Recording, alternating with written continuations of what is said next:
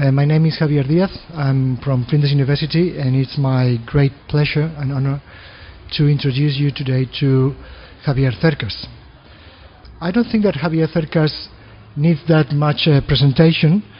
Javier is a well-known author, novelist. He has written a few essays as well as he's the author of some translations to English, I believe, and to Spanish from Catalan. Yep. And also you've been a lecturer of Spanish literature.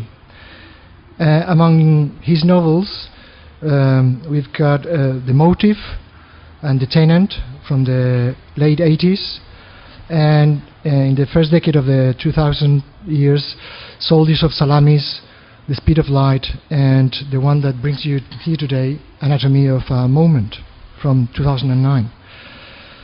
Javier has received a profusion of awards, including the Salambo in 2001, el Ciutat de Barcelona, el Premio Crítica de Chile, also an award from the Independent for the Best Foreign Fiction Book in 2005, and most lately the National Award of Narrative from Spain, in Spain. But probably what is most astounding about your otherwise really rich curriculum, Javier, is that your work is endorsed by the likes of Mario Vargas Llosa or John Coetzee, no less than 2 Nobel Prizes. Javier's work is being translated to over 20 languages.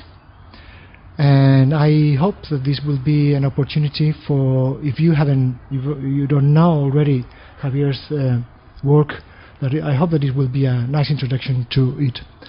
Ladies and gentlemen, please welcome Javier Cercas. ¿Quieres que lea? Yeah, we were thinking that maybe it would be a nice thing. Would you like to do a reading for us? Sure. What book are you going to read from, Javier? From the last one. Good afternoon. This is my last event in Idolitis Festival, and I want to thank you, the organizers, and you who are here. For the first time, I'm not going to apologize for my awful English. Not because in this wonderful week in Adelaide and, well, Australia, it has improved, but because I have here Javier, my new Spanish friend, who's going to help me with it. I'm going to read from this, I hope so. I'm going to read from my last published book, which is Anatomy of a Moment.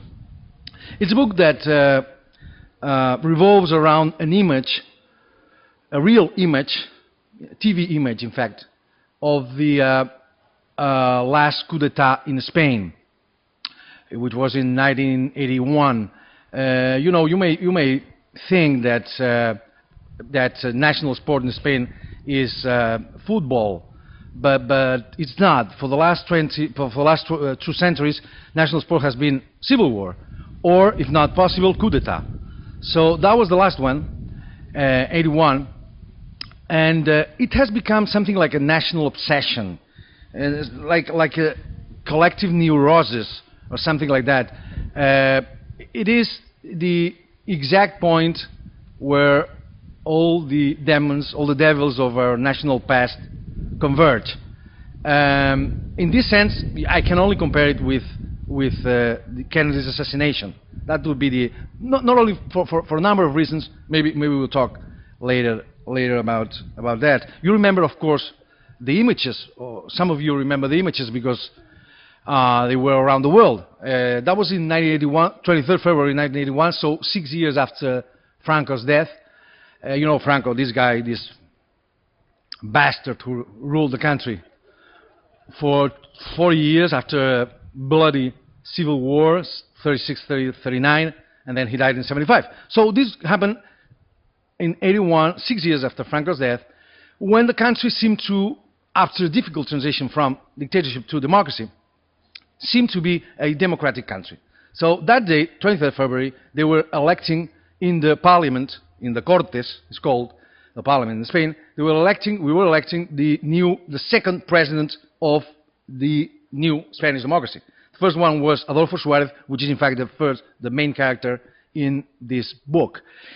They were electing the second president, and the cameras were there, everybody was there, full of people, and at that moment, a band of civil guards entered the parliament, firing and asking people to go to the ground, to die for cover. You remember the images, of course. They are the most famous images in the 20th century in Spain, and in my opinion, one of the most important documents of the 20th century. It's the only coup d'etat on TV, and you remember, of course, this guy, the guy who was in command of these civil guards was called Lieutenant Antonio Tejero, which was this guy with this big black head and this big black mustache, like a guy coming from, like a main character in a poem of Garcia Lorca or something like that.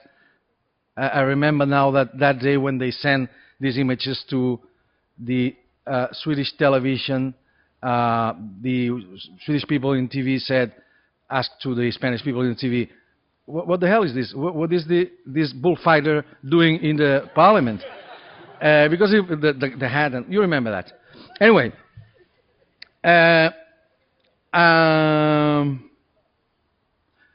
it has become something, as I say, as a national obsession, a national neurosis. I'm going to write from the beginning of the book, so I'm from the part where I explain a bit how I came to write this book on this subject. And this is something that I do in a lot of my books, or some of my books at least. I explain, I tell a story. I think of them of something like adventure novels about the adventure of writing a novel. So I at the same time that I tell a story, and if possible, an adventure story, I tell how I tell this story. So I don't want to spare the reader the thrilling and the adventure of writing a book, of writing a novel. Well,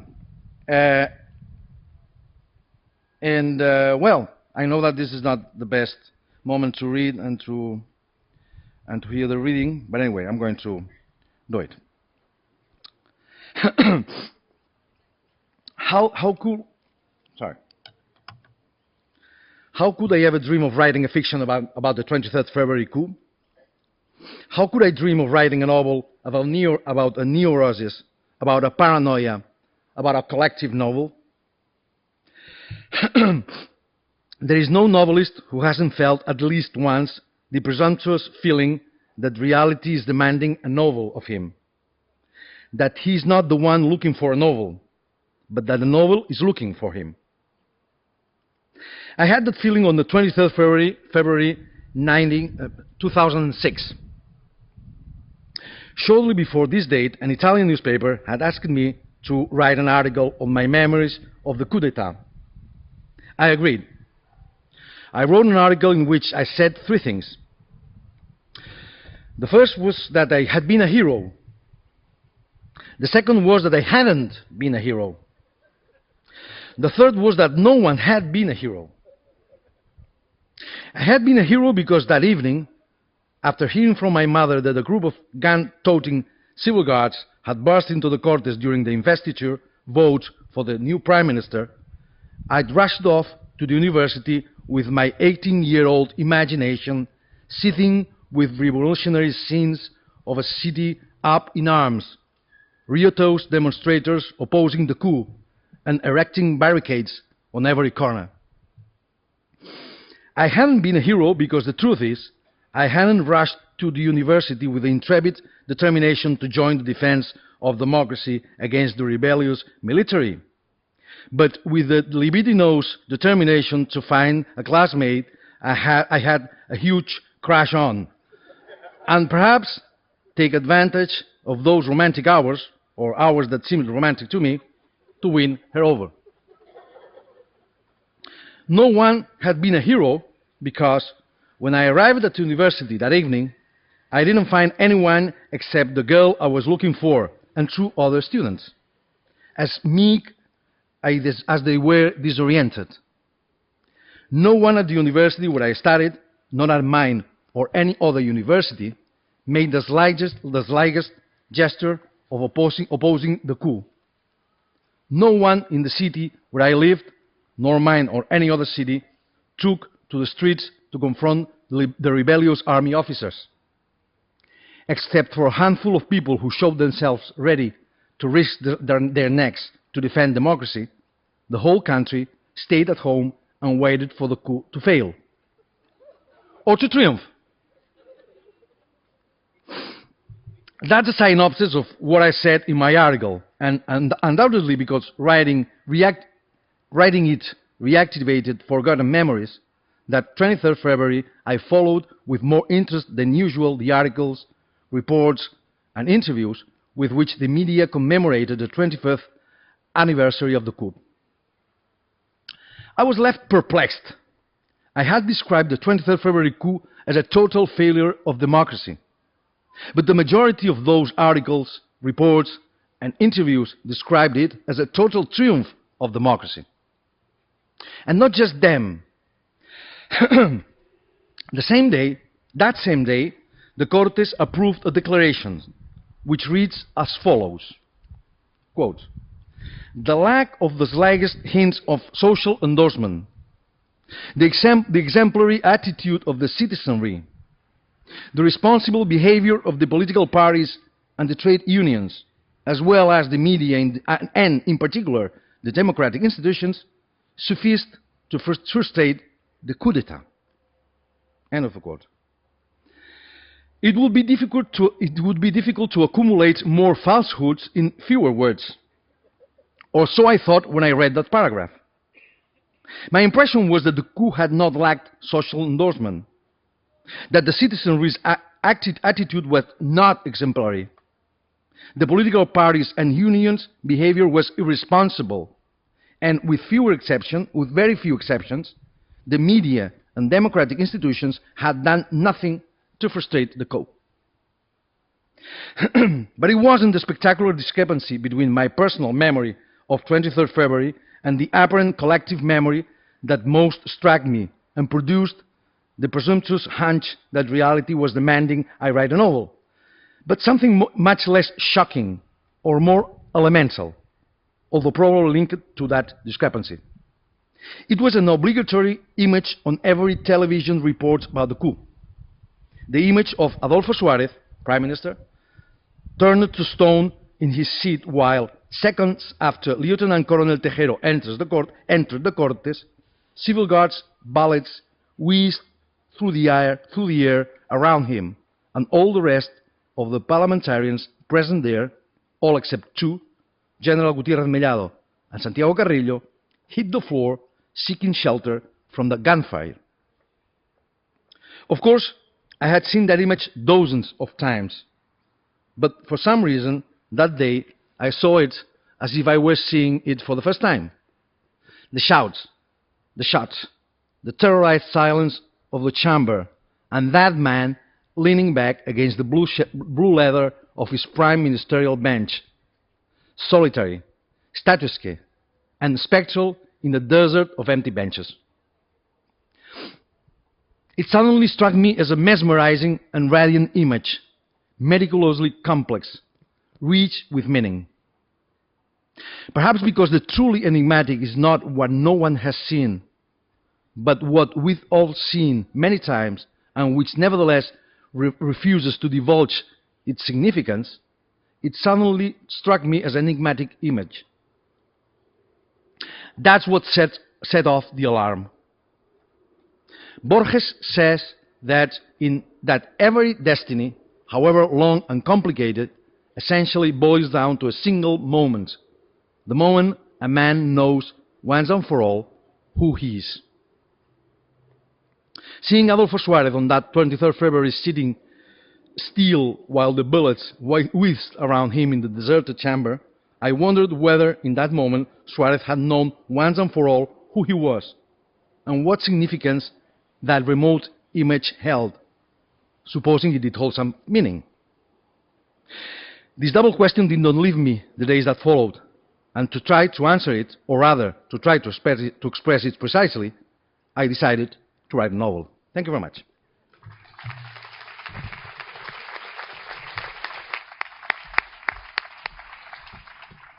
Thanks, Javier. As we say in Spanish, let's just grab the bull by the horns. You have just introduced that coup d'etats are a national obsession. What do you think is that? What do you think is that Hispanic countries tend to fall into these populist dictatorships, or tend to follow more these heavy-handed but very populist leaders, very often from the military, as opposed to other countries, like, for example, countries who follow enjoy a Westminster parliamentary tradition? It's a tradition we have,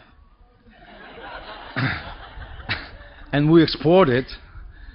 That's what we export, in fact, because Latin American countries have received that as an heritage from us. You know, it is difficult. I understand it's difficult to understand this in a country like Australia, where you only know democracy. But for us Spanish people, it's very strange. From that moment, 81, well, in fact, from 76, more or less, we have been in a democracy which is very strange for us. It's very extraordinary. This is the most prosperous and free time in our lives, even though now they say there is a crisis. Yes, it's a crisis, but compared to what we have in the past 300 years, it's like heaven. So yes, it's a tradition of I mean, democracy is something difficult to acquire. It's a conquest. It's something that is not easy. And it's much more easy to get, you know, a killer like Franco and, you know, being there, and that's all.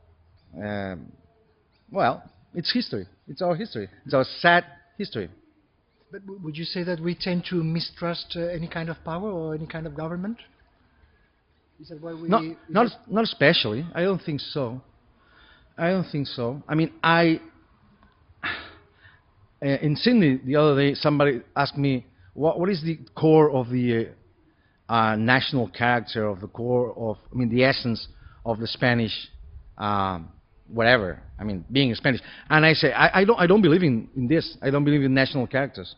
I don't believe that we are condemned to be. I mean, the idea of being Spanish people anarchists and they kill each other. And well, but that's history. That's because of history. There's no a fate or a destiny or whatever. I don't believe in that in any country of the world. I mean, this is something that nationalism has invented.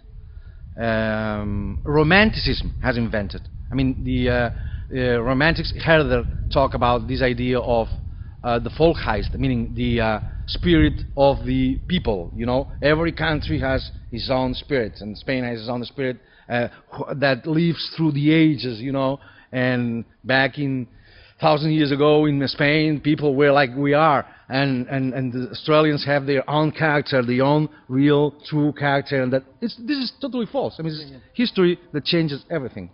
And we could have been a democratic country, but I mean, that was our history that made us, and it's our fault. It's not fate. It's our responsibility. It's not, I mean, God that gave us this rebellious or it's not true. This character is not true. Would you see something like that happening again in any time soon in Spain? Or? No, this is not going to happen again. Right. So maybe we're not that neurotic about power or no, the neurosis is about, this is very curious. It's because this is the neurosis because it's so spectacular, you know. These guys, I was saying that at the beginning, we thought ourselves in 81 almost as Europeans and something like that, and then at that moment, this guy with the mustache and all this hand, all this, we thought that we were back in, you know, 100 years ago, and the obsession, nationalist obsession, is has... What I think is that it is like Kennedy's assassination because it's, as I said, the exact point will converge our the demons of our past. Also, there is another explanation. It is a historical event decisive for the history of the country. I'm comparing it with Kennedy's assassination, and that everybody has a theory on it. I mean, that's what I always say. What is an American guy? American guy is a guy who has a theory on the Kennedy's assassination. What is a Spanish guy? A Spanish guy is a guy who has a theory on the coup d'etat. If you met a Spanish guy who has not a theory on the coup d'etat, he's not a Spanish. That's for sure. That's the only, national thing we have. And why? Why? Because there are no... This is very important for the meaning of this book. When I began to write this book, my idea was... It was 2006. My idea was to write a novel, meaning a fiction. I mean, a novel, when we talk about novel, we talk about fiction. But, well, I began to write after seeing this image of this Adolfo Suarez saying there.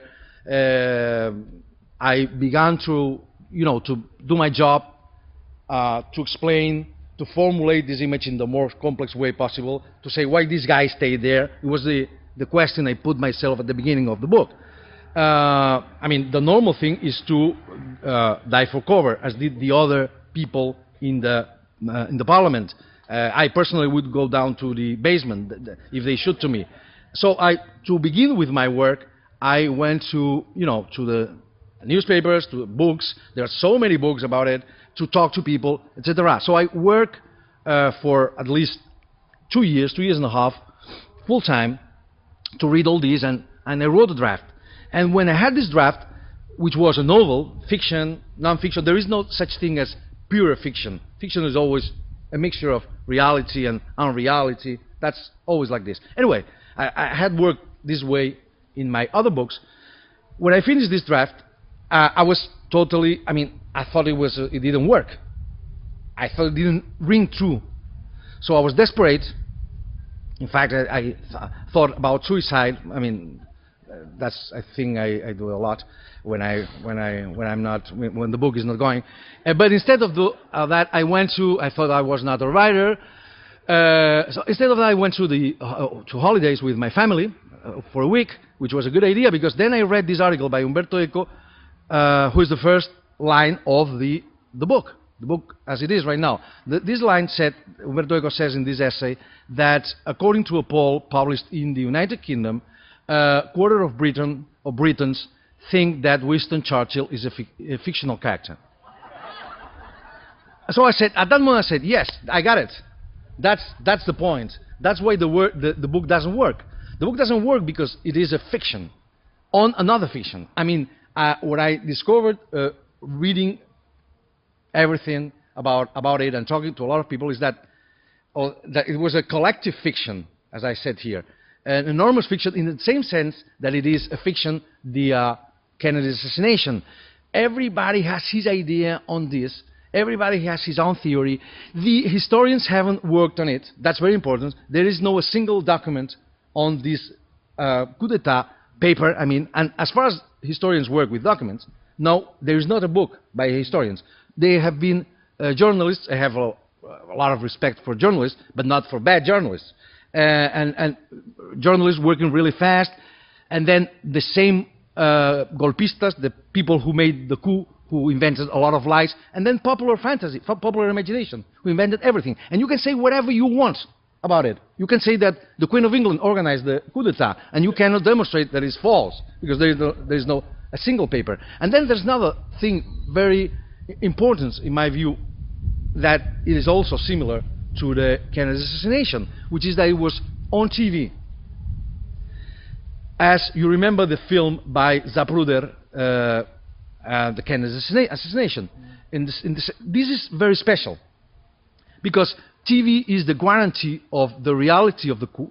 That happened, for sure. It wasn't, we saw that. But at the same time, it's a guarantee of his unreality, because everything TV touches gets like unreal. There is one thing very curious about it. This TV footage was not alive on TV. So it was only put on TV the next day after the parliamentarians were out of the, were liberated. But there are many people, but a lot of people in Spain, among them, I know, important writers, well, the same guy who was being elected president that day, Leopoldo Calvo Sotelo in his memories, that say that they saw it alive. Yeah, but we didn't. They are completely sure of that. I mean, it's false. The images were so hard, so well.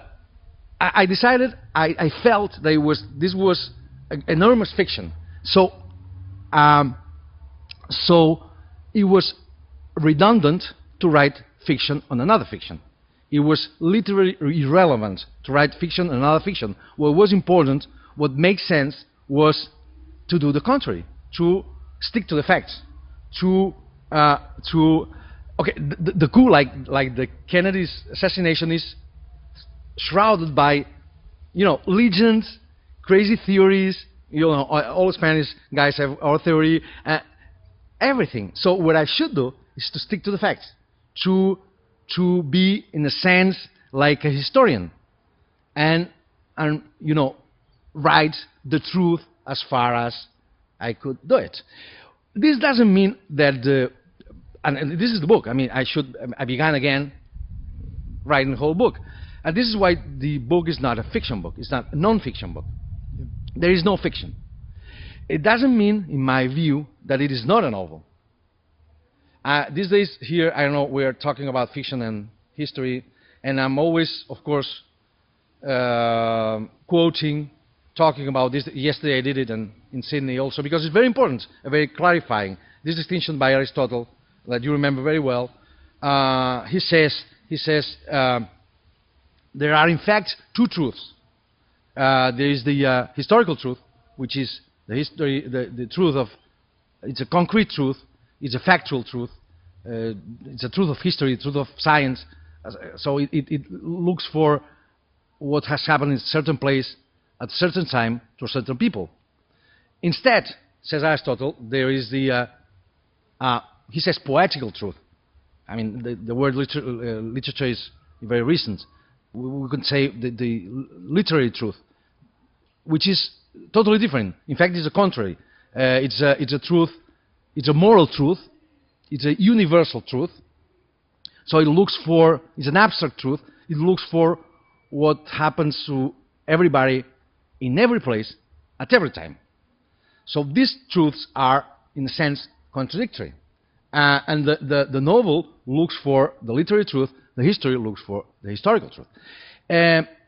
This book is a crazy book because it tries to grasp at the same time both truths and create something like a sort of third truth, meaning a truth that historical truth illuminates literary truth, and literary truth illuminates historical truth. And that's why, because the subject asks for it, in a sense. I mean, it is a historical, if you want, it is a historical book in the sense that the book talks about, the main characters of the book are these three guys who stayed in their places. I mean, the president and the other two guys who stayed in their places instead of diving for cover that day.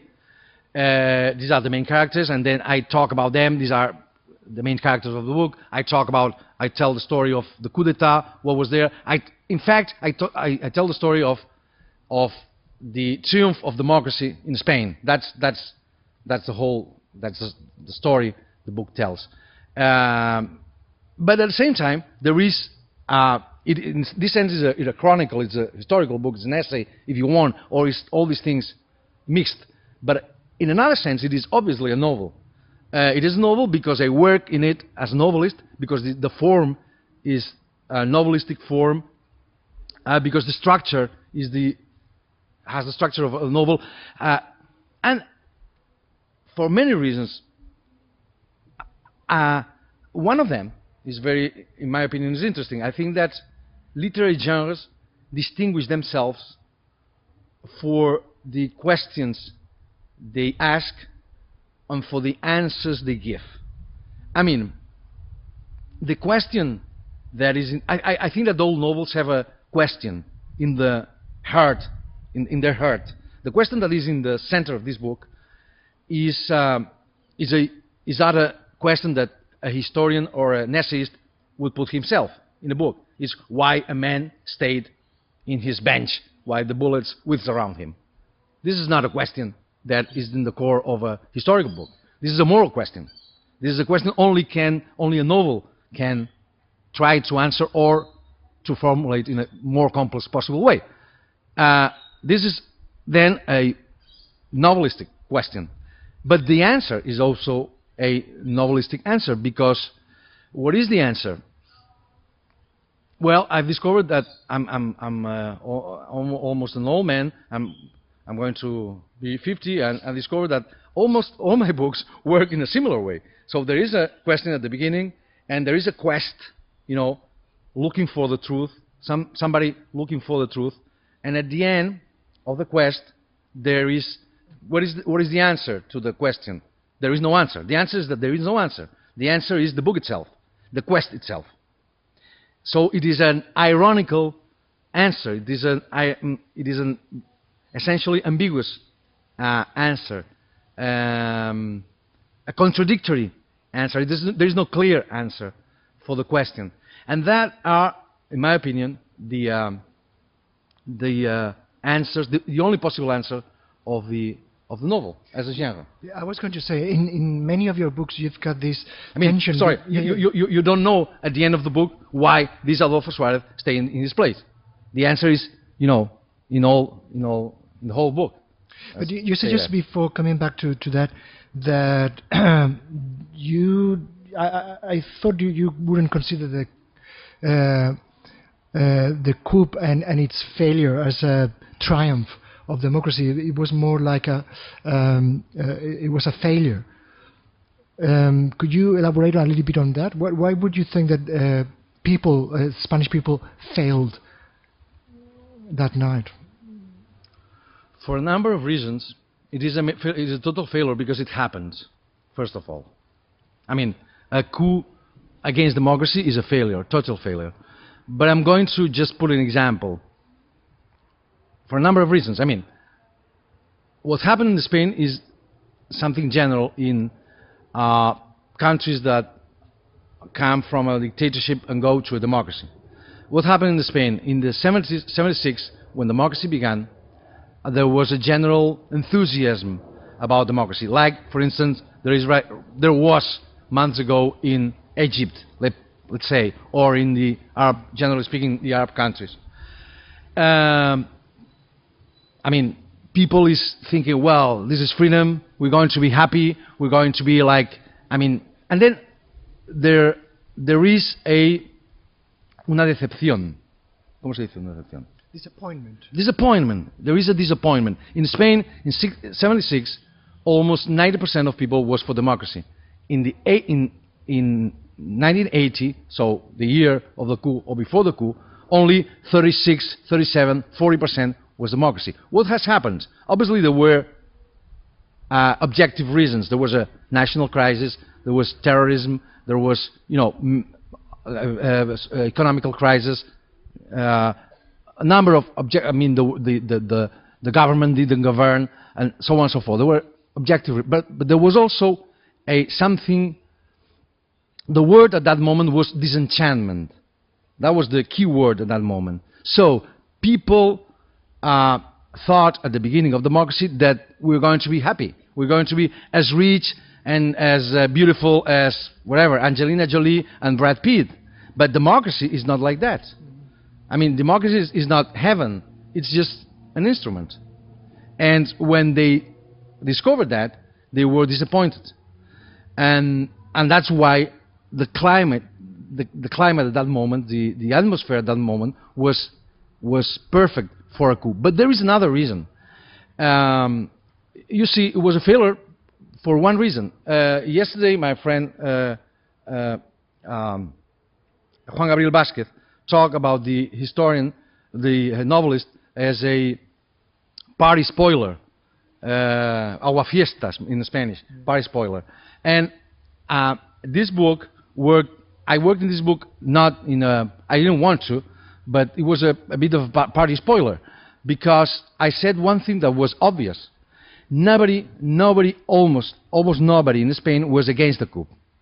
You see, in Egypt, we've seen this Tahrir Square, all these people, risking their lives for freedom, for democracy, for what they want. And in Spain that day, as I told in the first chapter of the book, nobody was against the people, the officers, the putschists. Nobody was against them. And this was obvious. Everybody knew it. Because, not people in the streets, but not even trade unions, not even, the Catholic Church was that day, at that same time, in a meeting to choose the big guy of the Catholic Church in Spain. And they, at that same time, at 6:30, they were choosing this guy. And they received the news that some guys had entered the parliament shooting, and what they did was exactly go home. Go home. So that was the opposition to the coup. And when I said that, people say, well, you don't understand. No, but that was obvious. And there was a scandal in Spain, and people was like mad at me for saying that. But that was, everybody knew that. And if this is not a failure of democracy, what it is a failure of democracy. I'm not talking about people having guns and fighting, like I was thinking as a young man, but, saying to these guys that this was not okay. Anyway, but in your book, after all this setup, one might be inclined to think that maybe these three guys who didn't duck for cover were three kind of national heroes, but that's not the way you portray them in your book, right? Do you think that act of staying put in their seats was an act of heresy? Courage, perhaps? Craziness? I spent 400 pages talking about it. It is a strange gesture. It is a strange gesture. What does this mean? In the book, there's something called, I talk about something called figures of history. What means that? Means that history has no sense. We know from Shakespeare. It's a tale told by an idiot, full of sound and fury, signifying nothing. Doesn't make sense. So it's chaos, total chaos. And with what fiction does, what art does, what novels that do is to make order out of the chaos. So give us an illusion of sense. But history is chaos.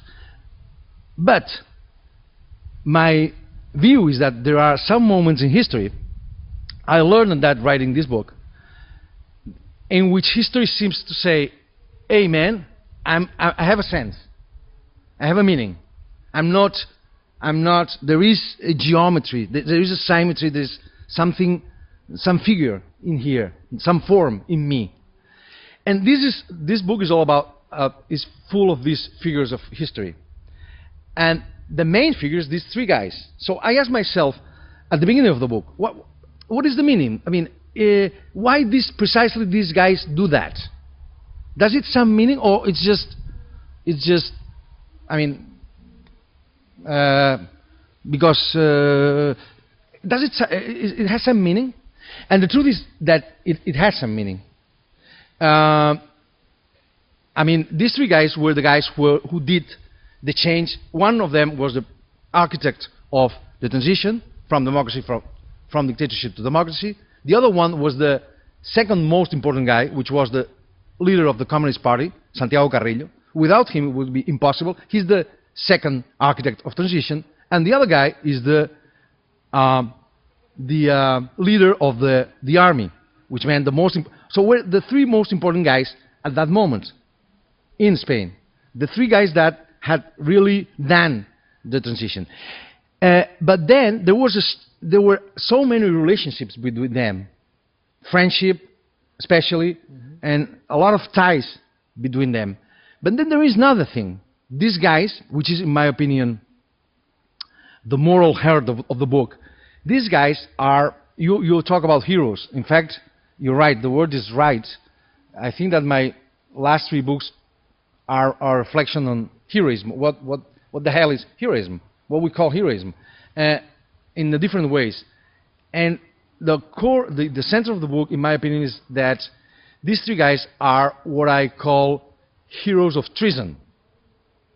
You know, it's an oxymoron, which is the figure that is the center of the book. You know, oxymoron, contradiction in itself. Yesterday I said happy marriage. Well, anyway, I don't know what I was thinking about. Yes, heroes of treason. What means that? It means that there are, of course, loyalty is an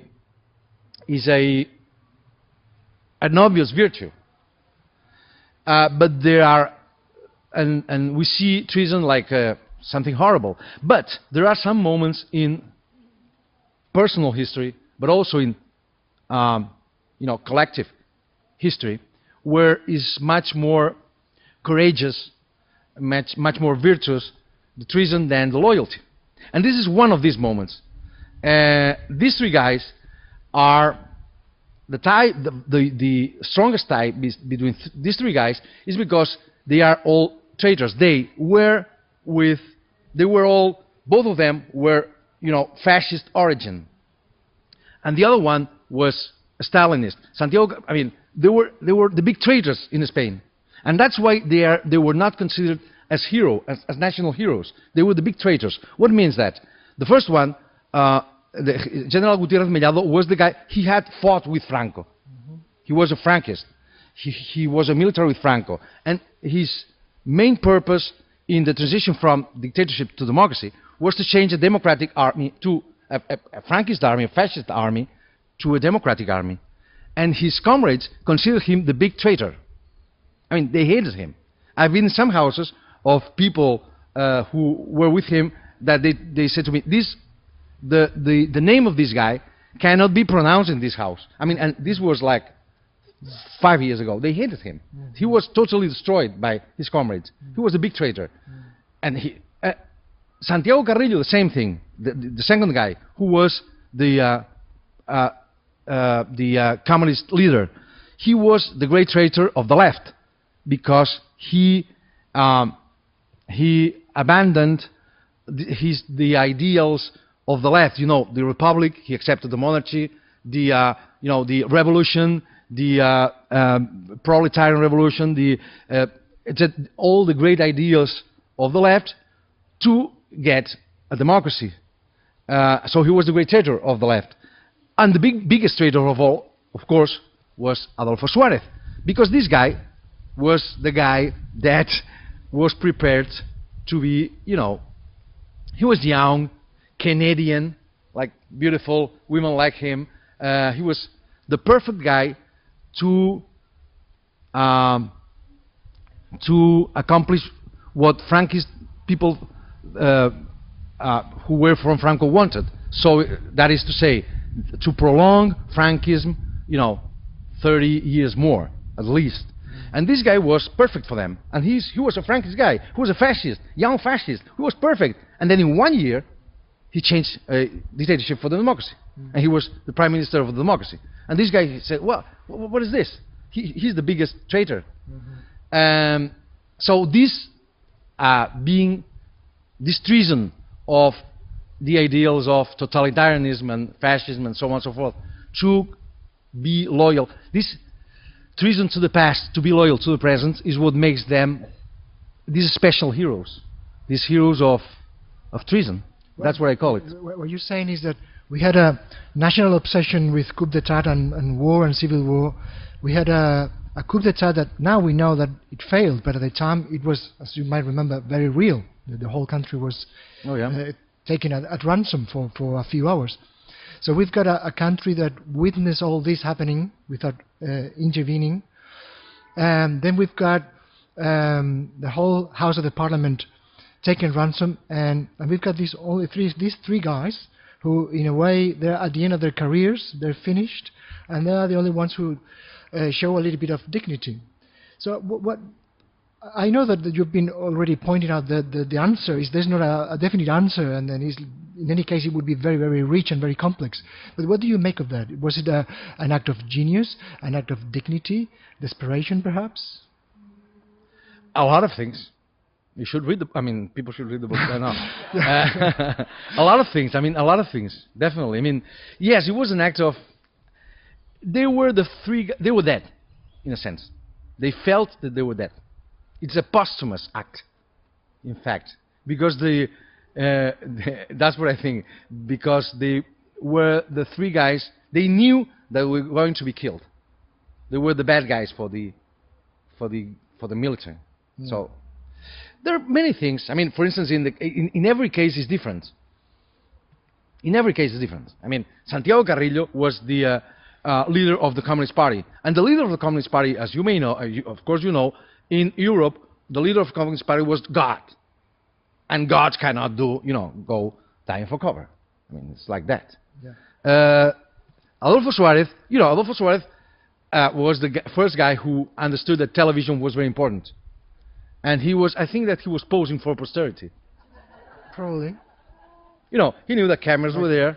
Like famous last words or famous last pose or something like that. Yeah. I was thinking all the time in this, when I was writing the book, about, and what I was thinking about, when I was trying to portray, to imagine this guy, Adolfo Suarez, whom I hated, of course. When I was young, I hated him. He was like a social climber, a political climber. He was all of this, a fascist, and I hated him. But finally, he's something special.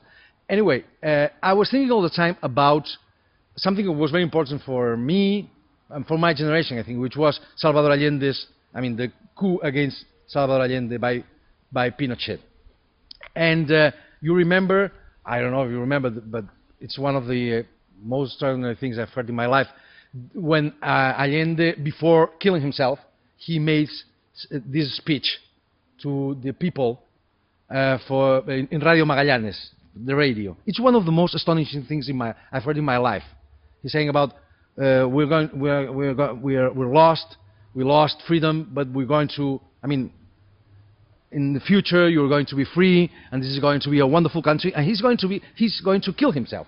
At that moment, he's dead. He's thinking about posterity in this sense. He has this sense of being a brave man. Beautiful women loved him, and this theatrical sense of politics. In fact, politics are something like this, isn't it? One of the subjects of the book. The book is supposedly to be about a coup d'etat in Spain, but it's not, in fact. One of the subjects is what the hell is a politician? A pure politician. It's a very special animal, isn't it? And this Suarez was, for me, he's not still dead, he's got Alzheimer, was a pure politician. He was not an intellectual, very practical man. What the hell is a politician? You should read the book. You mentioned before that when you were thinking and in the early stages of writing your book, that in a way it was leading towards being a fiction about a fiction, because we all in Spain we all saw those images, but at the same time, as you said, there's a lot of documentation about it, but not really that many facts about it. Some people might be asking, why all this investigation, why all this new interpretation or recreation of those facts, why now? Why it hasn't happened before?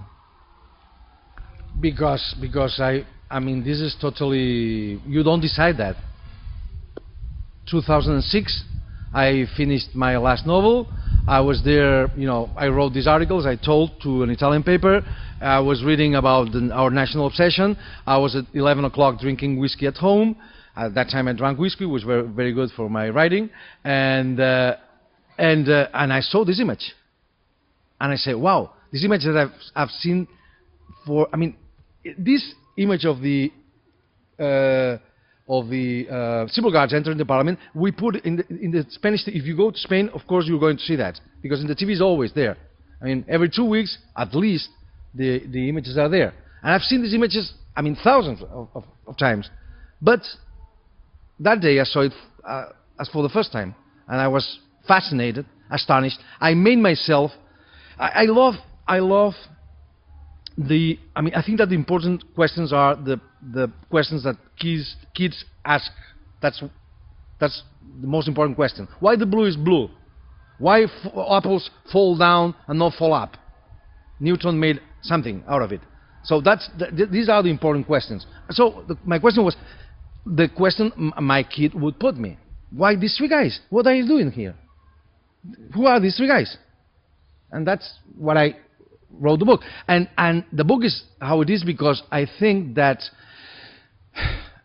we know we writers are like that. We ask ourselves questions and try to answer them or to formulate them.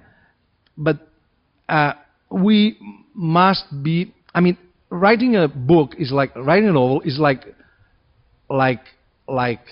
creating a game with its own rules, and each novel has its own rules, and you must discover these rules. And when you got them, you must be faithful to them. And in this case, I thought, as I explained, that my question asked for this kind of writing, this kind of historical, whatever writing. Though I'm not a historian. I know. I mean, this is very important, I think. No, it is indeed. It's just what I meant is that it seems to me that there has been some kind of pact of silence that we have in Spain admitted just the official version, which is that these three politicians were heroes, and that's the end of it. And one of the things that you have been doing with this book is, well, let's rediscover, let's explore this, let's see let's look at into what happened with all this richness. Yeah. And I don't think that has done so often with recent history in Spain. Yes, we were talking about that. Yes, there's the official history, and we are party spoilers. Again, we are saying things that. I mean, for instance, the case of Adolfo Suárez. Now people think that he's like, a saint, but back then, in the 81, he was a devil. And what I'm saying is that he's not a saint, and he wasn't a devil. He's just a man.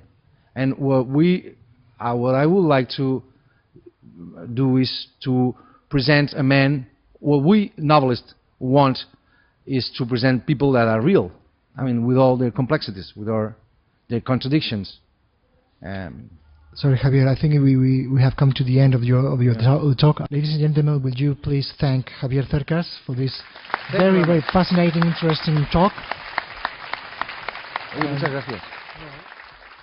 Gracias.